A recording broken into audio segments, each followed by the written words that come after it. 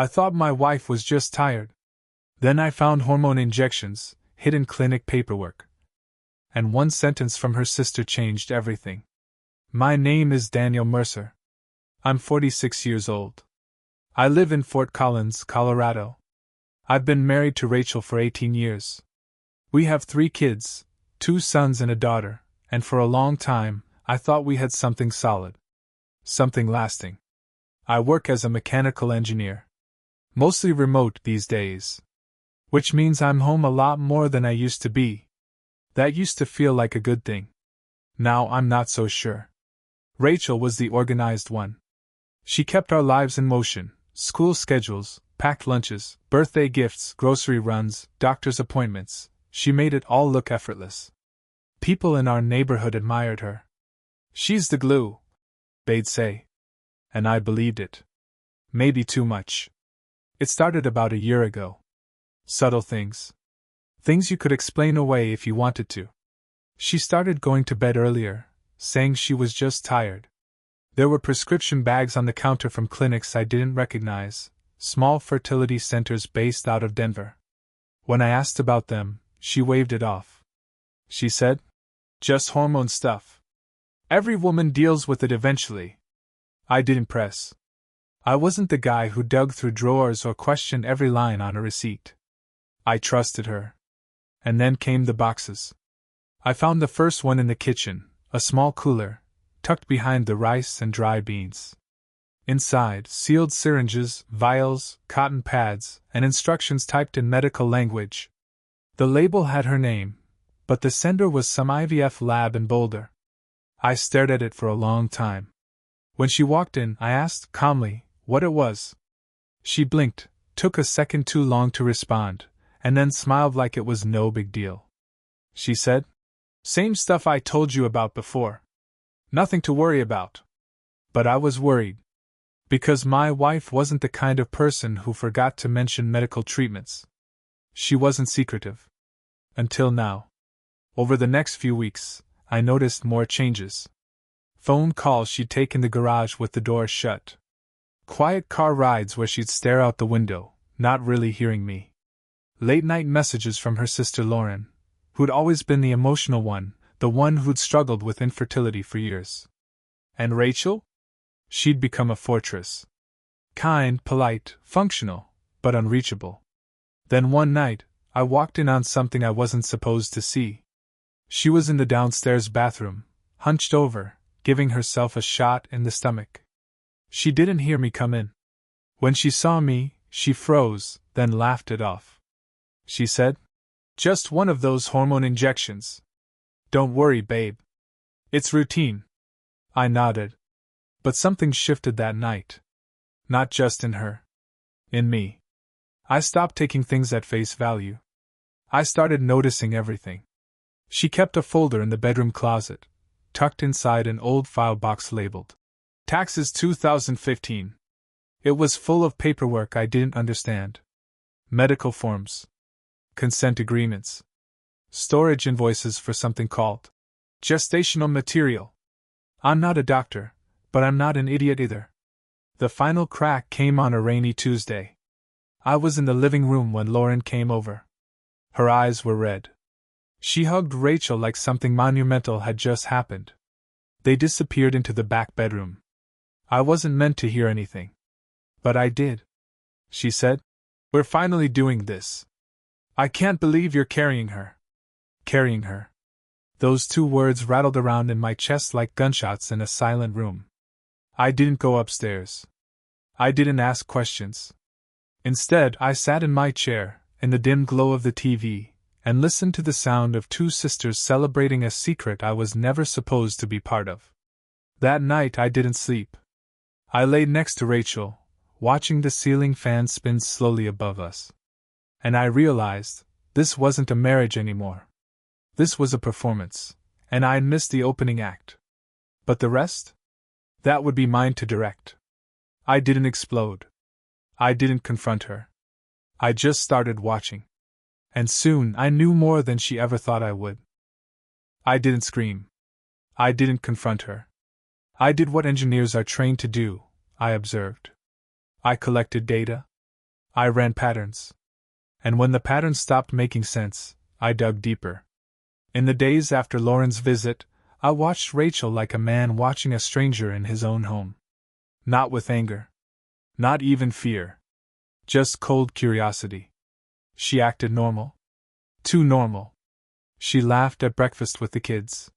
She asked if I needed anything from the store. She even made my favorite chicken and rice on a Thursday, something she hadn't done in months. She was covering tracks. I was sure of it. That weekend, she said she was going to a wellness checkup in Denver and needed the whole morning. I told her I'd take the kids to soccer practice and meet a friend for lunch. I lied. I followed her instead. She didn't go to a doctor's office. She went to a modern, private clinic on the outskirts of Boulder. The kind with tinted glass and appointments only signage. I sat in my car across the street, watched her walk in, dressed casual, wearing a loose jacket, one I hadn't seen her wear before. She was inside for almost 2 hours. When she came out, she wasn't carrying anything. But she moved slowly, like her body had been through something. She drove off. I didn't follow her home. Instead, I drove back to that clinic the next morning, alone. I told the receptionist I was looking for services for my wife and needed to understand the process. She handed me a brochure and asked for my wife's name. I gave it. She paused. Her smile dimmed for a split second. Then she said, "Let me check if she's allowed to have a +1 on her file." Her tone told me everything. I left without causing a scene. But in my mind, it all locked into place. The injections. The medical forms. The folder in the closet. My wife wasn't sick. She was a gestational surrogate. But she hadn't done it for money. She'd done it for her sister. And not once had she asked what I thought about her renting out her body for 9 months, while raising our kids, sleeping in our bed, and pretending everything was fine. I started reviewing her texts when she left her phone charging at night. I didn't scroll too far, didn't take screenshots. I just looked. Most conversations with Lauren were clean. Supportive. But one night, I read a message that made me grip the phone so tight my hand ached. She wrote, "He still doesn't know. Honestly, I think he suspects, but if I just act normal, it'll pass. I just need a few more weeks." A few more weeks.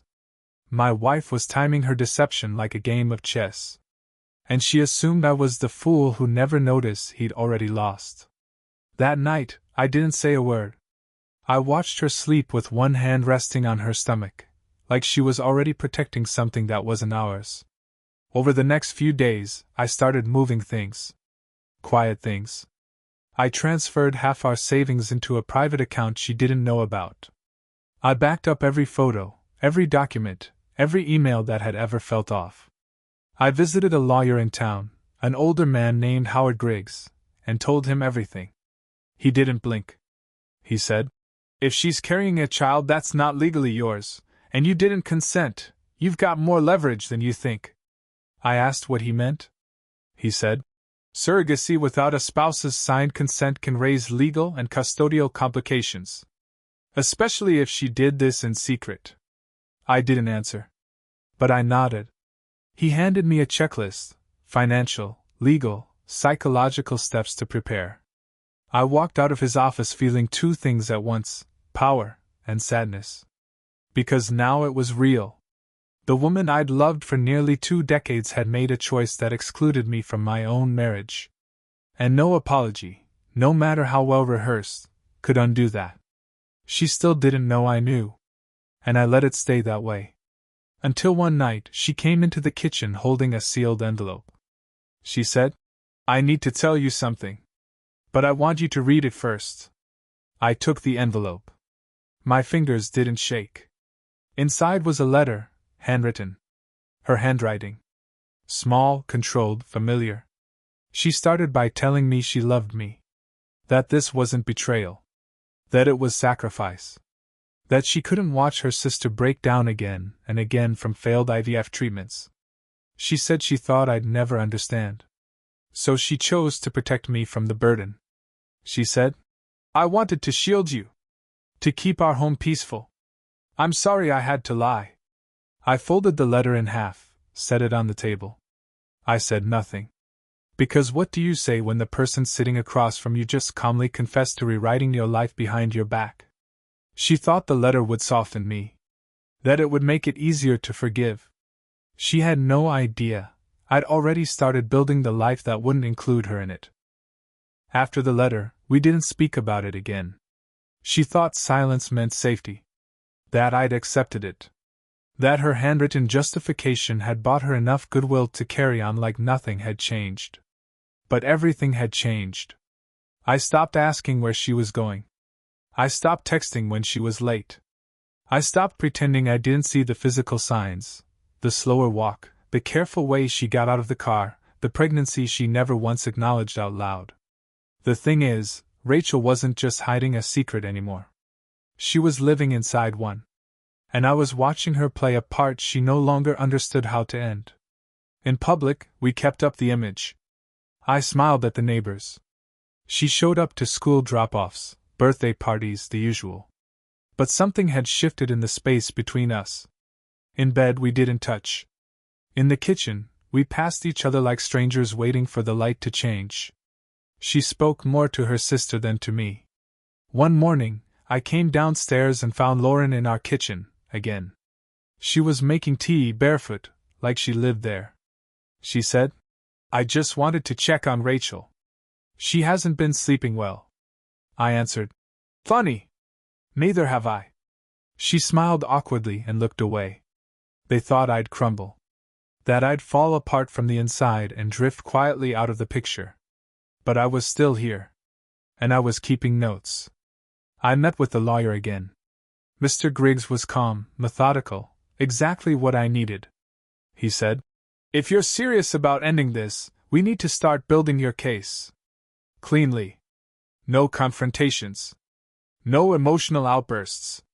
I said, "I don't plan on giving her anything she can twist." He handed me documents. Financial disclosures. A timeline worksheet. A breakdown of who owned what. We talked about the house. The accounts. The custody options. I asked, "Does the fact that she's pregnant with someone else's child affect anything?" He paused, then nodded slowly. He said, "Technically, yes. If you're not the biological father, and you didn't sign consent, you can request legal separation from all parental obligations. But you have to move before the baby is born." That gave me a deadline. Every day after that, I became sharper. More distant. More deliberate. She noticed. Of course she did. One evening, while I was folding laundry, she stood in the doorway for a long time. "Watching." She said, "You've changed. You're not even trying to talk to me anymore." I said, "Because talking to you feels like negotiating with someone I don't recognize." She looked like she wanted to respond. But she didn't. She left the room without another word. The next morning, she cooked breakfast for everyone: pancakes, eggs, bacon, the whole spread. It used to be our Saturday thing. Now it just felt staged. I sat with the kids, smiled, made conversation. She kept looking at me, waiting for eye contact. I didn't give it to her. Later that day, while the kids were out at a friend's house, she came to me in the living room. She said, "Can we just sit down for a minute? I need to say this." I nodded. She said, "I know I hurt you. I know what I did was selfish, and I can't take it back. But I'm trying to make it right. This isn't easy for me either." I looked at her, at the woman I'd built a life with. The woman who once knew every part of me, but now couldn't even guess what I was thinking. I said, "You made a decision that changed our marriage without me. You turned our life into something I didn't agree to. And now you want grace without accountability." She said, "It wasn't about you. It was about saving my sister's family." I answered, "And sacrificing mine in the process?" She didn't respond. That silence said more than anything else. That night, I finalized the paperwork. Divorce petition. Custody proposal. Waiver of financial support for a child that was never mine. I didn't file it yet. But it was ready. I spent the next few nights making copies, creating backups, logging conversations, printing timestamps of every transaction. Not because I wanted revenge, but because I wasn't going to let someone rewrite my story again. And then came the baby shower. It was hosted at Lauren's house. Rachel went early to help set up. She said, "I'll be back by 8. She came home after 10. She looked drained. Her makeup had worn off, and her eyes were puffy. She walked straight into the bedroom, changed into pajamas, and sat on the edge of the bed. She said, "It's getting harder to hide it from the kids. They're going to start asking questions." I said, "Then maybe you should start giving them answers." She looked at me, startled. She said, "What are you saying?" I looked at her without blinking. I said, "You've been hiding a pregnancy, rewriting a marriage, and living a double life in plain sight. Maybe it's time to stop pretending this is something you can fix." She didn't cry. She just looked small. Like a child who finally realized the rules had changed, and she wasn't in control anymore. She thought she was still steering the ship. What she didn't realize, I had already chosen where we were going. And she wouldn't like the destination. A week after the baby shower, I filed the divorce papers. There was no ceremony to it. No big conversation, no scene in the kitchen. Just a short drive to the courthouse, a signature, and the quiet knowledge that I'd drawn a line Rachel couldn't cross back over. It was, in every way, a point of no return. I didn't tell her right away. There were still things to do, protections to put in place, documents to serve, custody plans to finalize. I wanted it to be clean. Bulletproof. Something she couldn't twist into guilt or chaos. The lawyer helped me set the dates. We requested a hearing within 30 days. Colorado law required a cooling-off period, but that was fine. I'd already cooled more than enough. The night I filed, I came home and made dinner for the kids. Rachel was upstairs, probably asleep. Or pretending to be. I didn't check. Later that evening, I was on the couch reviewing finances when she came downstairs in one of my old sweatshirts, the one she always wore when she wanted to soften a mood. She said, "Do you want to sit with me for a minute?" I said, "No. Not tonight." She hesitated at the doorway. She said, "You used to tell me everything. Now I feel like I'm living with someone who's already gone." I answered, "That's because you are." She didn't say anything else. Just turned around and walked upstairs. She still didn't know about the divorce filing. But she felt it. In my eyes. In the way I didn't flinch when she touched my shoulder in the hallway. And how I'd stopped trying to make peace with a war she started in secret. Over the next few days, the house got quieter. Even the kids noticed. My oldest son, Matt, came into my office one evening while I was sorting documents. He said, "Are you and Mom okay?" I looked at him and took a long breath. I said, "Things are changing. But none of it is your fault. You're safe. You always will be." He nodded slowly. He didn't ask more. But he understood. That night, I looked at our family photos, beach trips, birthdays, messy backyard moments, and I realized something brutal. She didn't just betray me. She betrayed the version of me that believed we were unbreakable. And that part of me wasn't coming back. 3 days later, she found the envelope. I'd left it in the kitchen, not out of carelessness, but because it was time. Inside, the divorce filing, a property division summary, a custody plan, and a separate waiver clarifying that I would not be held financially or legally responsible for the child she was carrying. She found me in the garage, where I was fixing the leaf blower. She said, "What is this?" I said, "It's what happens when you rewrite a marriage without consent." She said, "You're really doing this?" I answered, "I already did." She stood there, eyes wide, hands trembling slightly. She said, "You said you'd never give up on us." I said, "I didn't. You gave up the moment you made a life-altering decision with someone else and expected me to just play along." She said, "I was trying to help my sister." I replied. And in doing that, you erased your husband. She sat down on the steps of the garage, suddenly small and silent. She said, So this is it? 18 years. Just over? I looked at her for a long moment. I said, It was over the moment you chose secrecy over trust. I'm just giving it a legal name now. That night, I slept in the guest room. No fights. No shouting. Just space. Distance. The final unraveling of a connection she thought she could protect with sentiment. The next morning, she didn't come down for breakfast. The kids asked if she was sick. I told them she needed rest. I packed their lunches, dropped them at school, and went straight to my lawyer's office. He said, She's going to push back. Emotionally, maybe legally. I answered, Let her. He said, You're prepared? I nodded. I was beyond prepared. I was ready.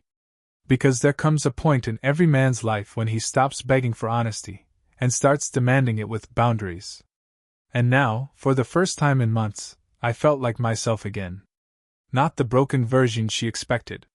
Not the confused husband she manipulated. But a man rebuilding his own terms, without apology. She thought this was a phase. That I'd cool off and come back around. What she didn't see coming was the courtroom. The summons was delivered to her a week before the hearing.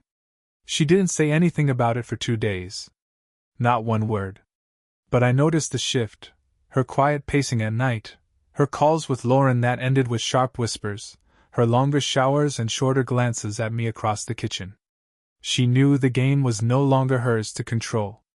On the third morning, she sat across from me at the dining table, a coffee mug clutched too tightly in her hand. She said, Are you really doing this? Court lawyers splitting everything down the middle? I answered, Yes. And I'm not the one who split us. She said, There's still time to fix it, Dan. We can explain this. We don't have to turn it into a fight. I looked at her, and for a second, I almost said something softer. But then I remembered every silent lie. Every staged smile. Every day I slept beside someone building a life around my absence. I said, This isn't a fight. It's clarity. You just never expected me to choose it. That night I reviewed every file with my lawyer. Property records. Financial history. Digital logs. Copies of texts. Medical correspondence we'd subpoenaed from the clinic in Boulder. Mr. Griggs said, Her team's probably going to argue emotional distress. Maybe try to reframe your reaction as abandonment. I said, They'll say whatever makes her look smaller and me look cruel. He nodded slowly and said, That's why you brought facts. She'll bring feelings. You bring documents. The morning of the hearing, I got the kids to school early, then drove to the courthouse in silence. Rachel was already there, standing with her lawyer near the double doors. She didn't look at me. But Lauren did. The way she stared, sharp, almost venomous, I knew they'd already spun their version of things. Inside the courtroom, everything moved fast. Opening statements. Exhibit references. Custody discussion. Property division. Her lawyer said, Our client acted out of compassion for her sister and regretfully misunderstood the impact it would have on her marriage. She has expressed remorse and is seeking a path toward cooperative resolution. Mr. Griggs stood and said, Our position is simple. My client was excluded from a critical, life-altering decision. He was neither informed nor consulted, and yet expected to accept permanent changes to his marriage, finances, and legal status without question. Then came the documents. The timeline. The emails. The text where she wrote, He still doesn't know. A few more weeks and I'll be in the clear. She looked down when that was read aloud. Her lawyer tried to pivot, talking about hormonal shifts, emotional stress, the trauma of infertility in the family. They brought up her character, her dedication to the children, her place in the community. None of it erased what was already on record. When the judge asked if I wanted to speak, I stood. Calm. Steady. I said, This isn't about punishment. This is about truth. I didn't ask for a perfect marriage. I asked for a partner. And when I was removed from the biggest decision of our lives, I stopped being that. I became an obstacle. And that's not something I can rebuild from. Rachel didn't cry. But her face broke in small, visible ways. Tiny cracks she couldn't smooth over. We recessed for an hour. Outside the courtroom, she finally approached me, not as a wife, not as a fighter. Just someone standing in the middle of wreckage, trying to hold a peace that still looked familiar. She said, "Was I really that blind? That careless?" I answered, "No. You were calculated. And you bet everything on me staying quiet." She looked down, nodded once, and walked away. When we returned, the judge granted temporary shared custody of the kids with a review period. Financially, everything would be split, except the new child. I had no legal or financial ties to it. Exactly as I requested. When it was over, I didn't feel victory. I felt stillness. And sometimes stillness is the only peace that makes sense after a storm. That evening, I took my kids for dinner. Just the three of us. We laughed, told stories, played silly games with the waiter. Rachel texted once to say goodnight. I didn't respond. Later, while folding laundry, I found one of her letters in a drawer. The one she wrote before everything came out. I didn't read it again. I didn't need to. Because now, I wasn't the version of myself who needed to understand her anymore. The courtroom didn't break her. But what came next, finally did. The court order didn't destroy her. Not at first. She still smiled at school events. Still walked around town like nothing had happened. Still tried to play the role of the woman who had it under control. But the cracks were there. Subtle at first, then impossible to miss. She missed the parent-teacher meeting for our youngest. That had never happened. She started showing up late to pickups. Wore the same clothes 2 or 3 days in a row. Her voice on the phone with Lauren got sharper. Shorter. Less sisterly. Then, one day, I got a call from the school. They said Rachel had forgotten to pick up our daughter. She'd been waiting on the bench outside for over 40 minutes. It wasn't cold, but it was quiet. No one came. I left work and drove straight there. When I arrived, my daughter ran to the car and climbed in without a word. I asked, "Did Mom say she was coming?" She shook her head and said, "She always says that. Then she doesn't." That night, I sat at the dining table, watching the windows darken, thinking back to how many times Rachel had carried this house like a badge. The perfect routines, the coordinated schedules. Now, she couldn't keep track of a pickup. At 8:47 p.m., she came home. She didn't look at me. Just set her purse down and went straight upstairs. I followed. She was in the bathroom, washing her face. Slowly. Like even that took effort. She said, "I lost track of time. I had a doctor's appointment. It went long." I answered, "The school called. Our daughter waited alone for 40 minutes. She said, I said, "I'm sorry. You've never missed anything?" I said, "Not after I destroyed the family." "No." She flinched. Just a fraction. Then she turned off the water and stared at the sink. She said, "You're going to keep punishing me until I break, aren't you?" I answered, "No. I'm just done protecting you from consequences." That was the first time she didn't have a comeback. No defensiveness.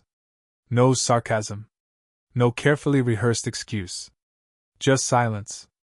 3 days later, Lauren showed up at my house. Unannounced. Visibly angry. She said, "You don't get to just walk away from this and act like she's the only one who messed up." I said nothing. Just stared at her. She said, "She carried that child for me. She gave me a chance to be a mother. And yeah, it was complicated. But don't you dare pretend like you've handled it perfectly." I said, "You're right. I didn't handle it perfectly. I handled it legally." She said, "You humiliated her in court." I answered, "No. She did that when she put everything we built second to your plans." She stormed off. But I could tell, she wasn't angry for Rachel. She was angry because now she had to raise a child with a sister unraveling faster than she expected. Later that week, Rachel sent me a message. Not a text. A voicemail. Her voice was cracked, slower than I remembered. She said, "I keep thinking about how we got here. I wish I'd just told you everything from the start. I thought I was protecting you. But really, I was protecting myself, from hearing you say no. And now, I hear it in everything." I didn't respond. Not out of spite. But because it was no longer mine to fix. I started keeping more time with the kids. Took them out every weekend, made them breakfast on school days, went to every event even when I was exhausted. They noticed. One night, my son left a note on the kitchen counter. It was written in pencil, on a ripped piece of homework paper. It said, "You seem happier, Dad. I like it when you smile again." I sat down at the table and stared at that note until midnight. Not because it hurt. Because it didn't. It was peace. Earned, not given. And then came the unexpected moment. Rachel showed up at my door. No call. No warning. Just her, standing there, shoulders pulled in, eyes darker than I'd ever seen. She said, "I'm scared." I asked, "Of what?" She said, "Of losing everything." I said, "You didn't lose everything. You gave it away." She broke down. Not loud. Not messy. Just quiet tears. Barely breathing. I let her cry. I didn't offer comfort. But I didn't turn her away either. Because even in the aftermath of betrayal, there's room for something colder than anger. Finality. She came to me broken. But she had no idea what I was about to say, or how completely I had already moved on. She stood on my porch, quiet and drained, the woman who once ran a house, 3 kids, and everyone's expectations, now reduced to waiting for my reaction. She said, "I'm scared." I asked, "Of what?" She said, "Of losing everything." I answered, "You didn't lose everything. You traded it. You just didn't read the fine print." She blinked fast, like trying to clear away tears before they started. She said, "I never wanted this." I said, "That's the problem. You never wanted this, but you planned every part of it." She opened her mouth to say something, then stopped. Instead, she handed me a folded piece of paper. Another letter. I didn't take it. I said, "No more letters." She looked at me like she wanted to argue, to beg, to blame, but nothing came.